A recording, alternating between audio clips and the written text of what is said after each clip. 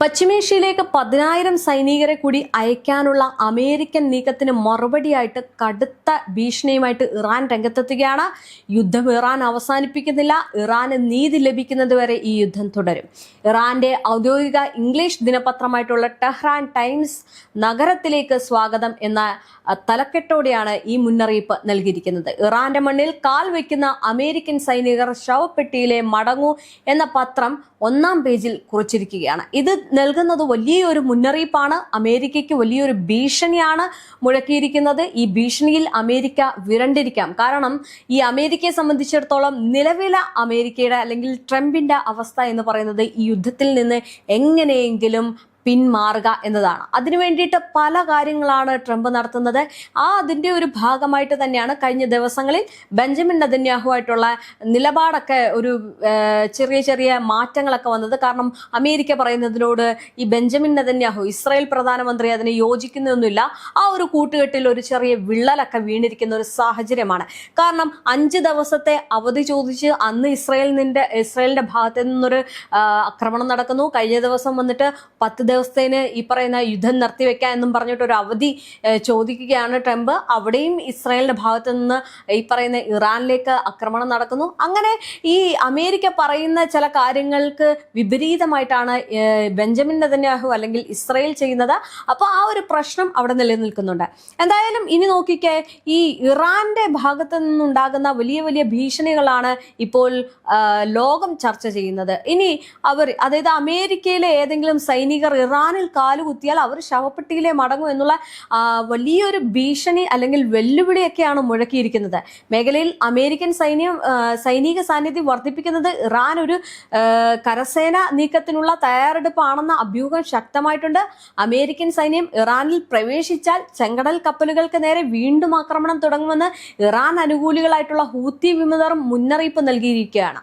അതായത് ഏതെങ്കിലും തരത്തിൽ നിങ്ങൾ ഇനി എന്തെങ്കിലും പ്രശ്നം ഉണ്ടാക്കുകയാണെങ്കിൽ അതിൽ ഇരട്ടി പ്രഹരം ഞങ്ങൾ നൽകുമെന്നുള്ള മുന്നറിയിപ്പാണ് നൽകിയിരിക്കുന്നത്. അവിടുത്തെ പത്രത്തിൽ തന്നെ നോക്കിക്കേ, അമേരിക്കൻ സൈനികർ ശവപ്പെട്ടിയിൽ മടങ്ങും എന്നൊരു ടൈറ്റിൽ കൊടുക്കുമ്പോൾ എത്രത്തോളമാണ് ഇറാന്റെ നിലപാട് അല്ലെങ്കിൽ അവർ പ്ലാൻ ചെയ്തിരിക്കുന്ന പദ്ധതികൾ എന്നാലോചിച്ച് നോക്കിക്കേ.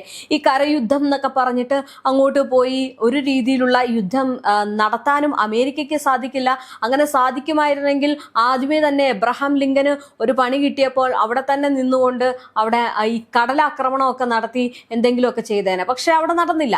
എന്തായാലും ഇനി അടുത്ത കരയുദ്ധത്തിന് വേണ്ടിയിട്ട് തുടങ്ങുമ്പോൾ മറുവശത്ത് ഇറാൻ കഴിഞ്ഞ ദിവസം പറഞ്ഞൊരു കാര്യമുണ്ട്, 10 ലക്ഷം സൈനികർ അവർക്കുണ്ട്.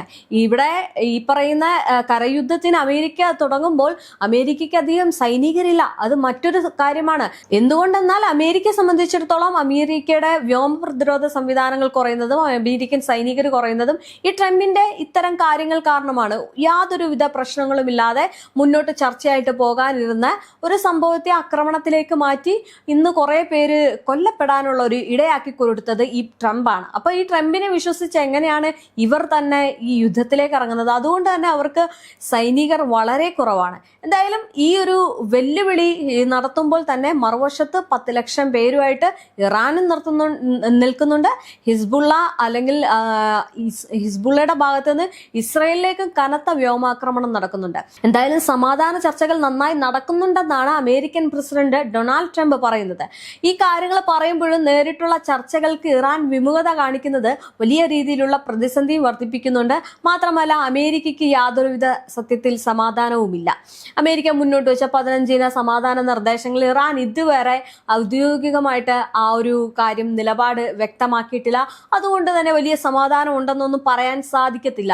ഈ സമാധാനമുള്ള ആൾ എങ്ങനെയാണ് വീണ്ടും യുദ്ധം വലിയ രീതിയിൽ കടുപ്പിക്കുന്നത് അല്ലെങ്കിൽ ഈ സൈനികരെ കരയുദ്ധത്തിലേക്ക് അയക്കുന്നത്? ഇനിയിപ്പോൾ മൂന്നാമത് ഈ പറയുന്ന ജോർജ് ബുഷ് എന്ന് പറയുന്ന പടക്കപ്പല് ഈ ഇറാന്റെ തീരത്ത് നങ്കുരമിട്ടിരിക്കുന്ന കാര്യങ്ങളൊക്കെ വരുന്നുണ്ട്. അപ്പൊ എന്തുകൊണ്ടാണ് അത്തരം കാര്യങ്ങൾ ഈ ട്രംപിന്റെ ഭാഗത്തു നിന്നുണ്ടാകുന്നത്? സമാധാനം എന്ന് പറയുന്നത് ഒരു പൊള്ളയായിട്ടുള്ള കാര്യമാണ്. ട്രംപിനെ സംബന്ധിച്ചിടത്തോളം നാടകങ്ങളാണ് എപ്പോഴും ഇഷ്ടം, നാടകീയ രംഗങ്ങളാണ് നടത്തുന്നത്, പൊള്ളയായിട്ടുള്ള കള്ളത്തരങ്ങളാണ് പറയുന്നത്. അതുകൊണ്ട് അതിൽ അത്ര വലിയ വിശ്വാസമൊന്നും ഇറാനില്ല. ഇനി ഗൾഫ് മേഖലയിലെ സ്ഥിതി അങ്ങനെയല്ല. ഗൾഫ് മേഖലയിൽ സമാധാനവും വികസനവും വേണമെന്നുണ്ടെങ്കിൽ അമേരിക്കയും ഇസ്രയേലിനും സ്വന്തം മണ്ണിൽ നിന്ന് അകറ്റി നിർത്തണമെന്ന് അയൽ രാജ്യങ്ങളോട് ഇറാൻ പ്രസിഡന്റ് മസൂദ് പെസഷ്കാൻ പറഞ്ഞിരിക്കുകയാണ്. ഇത് ഇറാന്റെ ശബ്ദമാണ്. അതായത് നിങ്ങൾക്ക് നിങ്ങളുടെ വികസനവും നിങ്ങളുടെ എണ്ണപ്പാടങ്ങളും നിങ്ങളുടെ സമ്പത്തും ഒക്കെ വേണമെന്നുണ്ടെങ്കിൽ ഈ രണ്ടു പേരെ മാറ്റിക്കോ, ഇല്ലെങ്കിൽ നിങ്ങൾക്കത് മൊത്തത്തിൽ നഷ്ടമാകും എന്നുള്ളൊരു മുന്നറിയിപ്പ് നൽകുകയാണ്.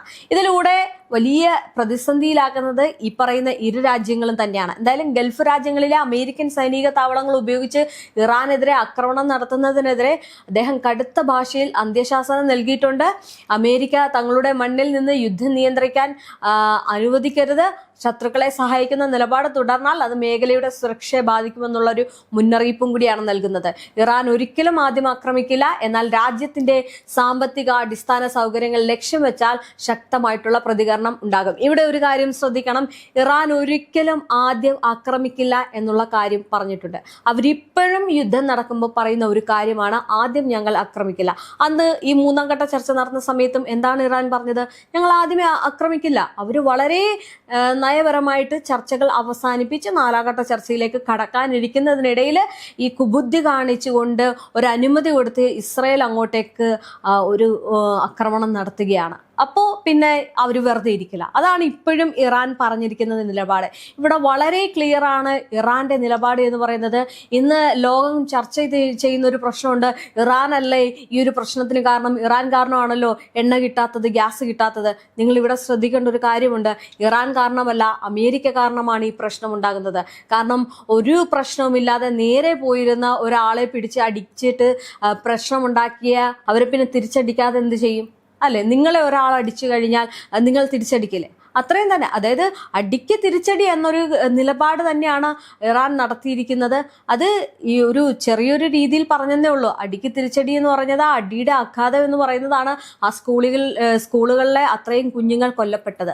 അത്രയും കുഞ്ഞുങ്ങൾ കൊല്ലപ്പെട്ടു, അവരുടെ പരമോന്നത നേതാക്കൾ കൊല്ലപ്പെട്ടു. അപ്പോൾ ഒന്ന് ആലോചിച്ച് നോക്കിക്കേ, അവർക്ക് തിരിച്ച് ആ യുദ്ധം നടത്താതിരിക്കാൻ കഴിയൂ? ഇല്ല.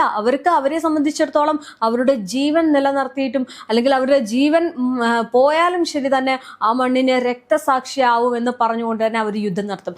അതാണ് ആക്രമിക്കല്ല, ഞങ്ങൾ ആദ്യം ആരെ ആക്രമിക്കില്ല, പക്ഷെ ഇങ്ങോട്ട് ആക്രമിച്ചാൽ അതിൽ നിന്ന് വലിയ പ്രതിസന്ധി നിങ്ങൾക്കുണ്ടാകും എന്നുള്ളൊരു ഭീഷണി കൂടിയാണ് മുഴക്കിയിരിക്കുന്നത്. എന്തായാലും നിലവിൽ അമേരിക്കൻ നീക്കങ്ങൾക്ക് പകരമായിട്ട് ചില ഗൾഫ് കേന്ദ്രങ്ങളിൽ ഇറാൻ തിരിച്ചടി നൽകുന്നുണ്ട് എന്നും അദ്ദേഹം സൂചിപ്പിക്കുകയുണ്ടായി.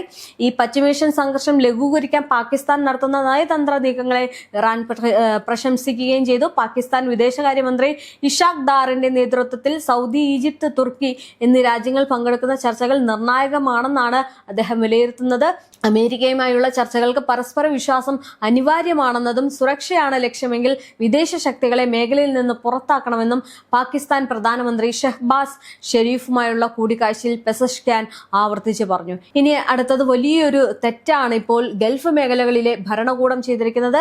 വേറൊന്നുമല്ല, യുക്രൈൻ പ്രസിഡന്റ് വ്ളാഡിമിർ സെലൻസ്കിയെ കൂടിക്കാഴ്ചയ്ക്കായിട്ട് ഗൾഫിലെത്തിച്ചു എന്നത് തന്നെയാണ്. അതായത് സൗദി കിരീടാവകാശിയും UAE ഭരണാധികാരിയുമായിട്ടുള്ള സെലൻസ്കി കൂടിക്കാഴ്ച നടത്തുന്ന ദൃശ്യങ്ങൾ ഇതിനോടകം തന്നെ പുറത്തു വന്നു കഴിഞ്ഞിട്ടുണ്ട്. ഇറാന്റെ ഡ്രോൺ ആക്രമണങ്ങളെ പ്രതിരോധിക്കാനുള്ള സഹായം തേടിയാണ് ഈ കൂടിക്കാഴ്ച സംഘടിപ്പിക്കപ്പെട്ടിട്ടുള്ളത്. പ്രതിഫലമായിട്ട് യുക്രൈനുള്ള സാമ്പത്തിക സഹായങ്ങൾ ഗൾഫ് രാജ്യങ്ങളും ഉറപ്പ് നൽകിയെന്നാണ് പുറത്തു വരുന്ന സൂചനകൾ. അങ്ങനെയാണെങ്കിൽ യുദ്ധം വേറൊരു തലത്തിലേക്ക് മാറുമെന്നതിൽ സംശയമില്ല. കാരണം ഇത്തരം നീക്കങ്ങളൊക്കെ നടക്കുമ്പോഴും ഇറാന്റെ നിലപാട് ഒന്ന് മാത്രമേ ഉള്ളൂ. നേരത്തെ പറഞ്ഞതുപോലെ തന്നെ ഞങ്ങൾക്ക് പ്രശ്നമില്ല, പക്ഷെ നിങ്ങളുടെ മേഖലയിൽ നിന്ന് ഏതെങ്കിലും തരത്തിൽ ഞങ്ങൾക്ക് ഇങ്ങോട്ടൊരു ആക്രമണം നടത്തി കഴിഞ്ഞാൽ, നിങ്ങൾ അതിനൊരു അനുമതി കൊടുത്തു കഴിഞ്ഞാൽ ഞങ്ങളുടെ ഭാഗത്തുനിന്ന് നിങ്ങൾക്കുണ്ടാകുന്നത് വലിയൊരു ഭീഷണിയായിരിക്കും. അവിടെ അവർ ഒരു ആക്രമണം നടത്തും എന്നതിലുപരി അവർക്ക് വലിയൊരു പ്രശ്നം ഉണ്ടാകുന്നത് ഈ സാമ്പത്തികം തന്നെയാണ്.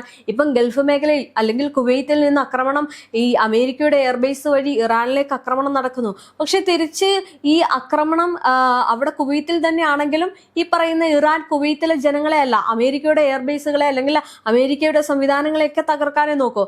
പക്ഷെ ഇതിന്റെ ഇടയിൽ ഒരു പ്രതിസന്ധി എങ്ങനെയാണ് നേരിടുന്നത് എന്ന് ചോദിച്ചു കഴിഞ്ഞാൽ സാമ്പത്തികം.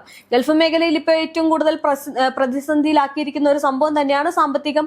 ആ സാമ്പത്തിക വലിയ രീതിയിലുള്ള ഒരു പ്രശ്നമാക്കി ഇറാൻ മാറ്റും. അതായത് ഈ കടൽപ്പാത അടയ്ക്കുന്ന കാര്യങ്ങളൊക്കെ അല്ലെങ്കിൽ അങ്ങനത്തെ ഉള്ള നിലപാടൊക്കെ സ്വീകരിച്ചു കഴിഞ്ഞാൽ ഗൾഫ് മേഖല വളരെയധികം ബുദ്ധിമുട്ടും. കാരണം ഈ പറയുന്ന അമേരിക്കയ്ക്ക് അനുമതി കൊടുത്ത് അവിടുന്ന് ഒരു ആക്രമണം നടത്തിയതാണല്ലോ. തിരിച്ച് അവിടുത്തെ ജനങ്ങളെയോ അല്ലെങ്കിൽ അവിടുത്തെ ആളുകളെയോ ഒന്നും ആക്രമിക്കാൻ ഇറാന് താല്പര്യമില്ല. പക്ഷേ ഈ പറയുന്ന അനുമതി കൊടുത്തത് കൊണ്ട് തന്നെ അവരൊരു പ്രഹരം അനുഭവിക്കും. അത് ഏത് രീതിയിലാണെന്ന് വെച്ച് കഴിഞ്ഞാൽ അവരുടെ സമ്പദ് വ്യവസ്ഥ അല്ലെങ്കിൽ എണ്ണ, അതുപോലെ തന്നെ ആ ഒരു പ്രശ്നങ്ങൾ വലിയ രീതിയിൽ തന്നെ ഉണ്ടാകും. എന്തായാലും ഈ യുക്രൈൻ അവിടെ വന്നു കഴിഞ്ഞാൽ മറ്റൊരു കാര്യം എടുത്തു പറയേണ്ട ഒരു കാര്യമുണ്ട്. സെലൻസ്കി വന്നു കഴിഞ്ഞാൽ പുടിനും വരും. കാരണം പുടിനെ ഒരു വാക്ക് കേൾക്കാൻ കാത്തിരിക്കുകയാണ്.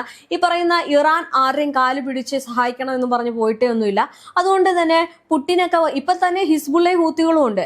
ഇനി സെലൻസ്കിയും കൂടി വന്നു കഴിഞ്ഞാൽ ഇറാന്റെ ഭാഗത്ത് മറുവശത്ത് പുടിൻ വരും, ചൈന വരും, കൊറിയ വരും. പുടിൻ എന്തായാലും വരുമെന്നുള്ള കാര്യം 100% ഉറപ്പാണ്. കാരണം സെലൻസ്കി ഈ ഒരു കാര്യം ഏറ്റെടുത്ത് യുദ്ധം നടത്തുകയാണെങ്കിൽ മറുവശത്ത് പുടിനും വരും. അത് വലിയൊരു യുദ്ധം ആക്കി കൊണ്ടുപോകും എന്നതിൽ യാതൊരുവിധ സംശയമില്ല. കാരണം നമ്മൾ കണ്ടതാണ് റഷ്യയും യുക്രൈനും തമ്മിലുള്ള യുദ്ധം. അവർക്ക് നേരത്തെ പകയുണ്ട്. അപ്പൊ ഇതിനിടയിൽ ഈ സെലൻസ്കിയും കൂടി വന്നു കഴിഞ്ഞാൽ പുടിനും രംഗത്തിറങ്ങും. ആകെ മൊത്തത്തിൽ പ്രശ്നവും ആകും.